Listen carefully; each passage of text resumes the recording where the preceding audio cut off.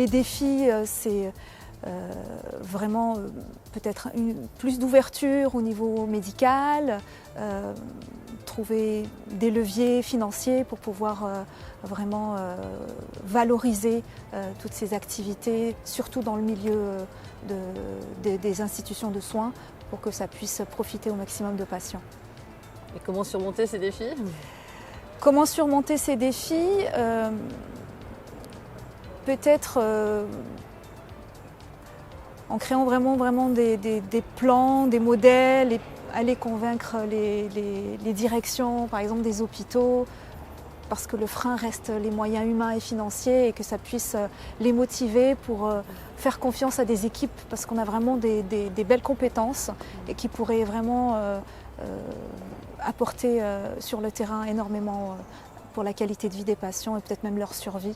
Et c'est vraiment une boucle, je pense, vertueuse qui ne peut que être positive pour tous. Quel bénéfice pour les patients ? Alors, les bénéfices pour les patients, maintenant, ils sont clairement éprouvés. On sait que, par exemple, en cancérologie, les patients qui sont en détresse psychologique ou qui sont stressés vont avoir une survie moins importante.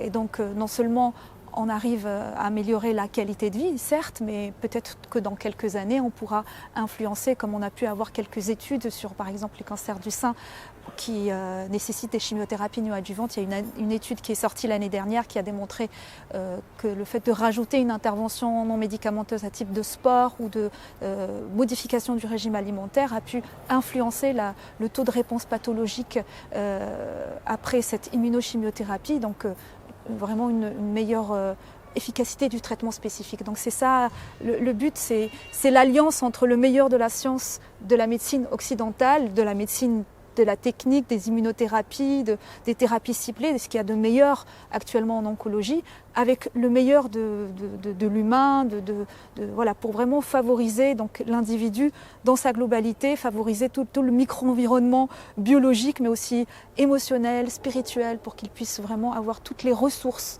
pour guérir, et peut-être même s'il ne guérit pas, mais pour être peut-être en paix, peut-être être plus serein.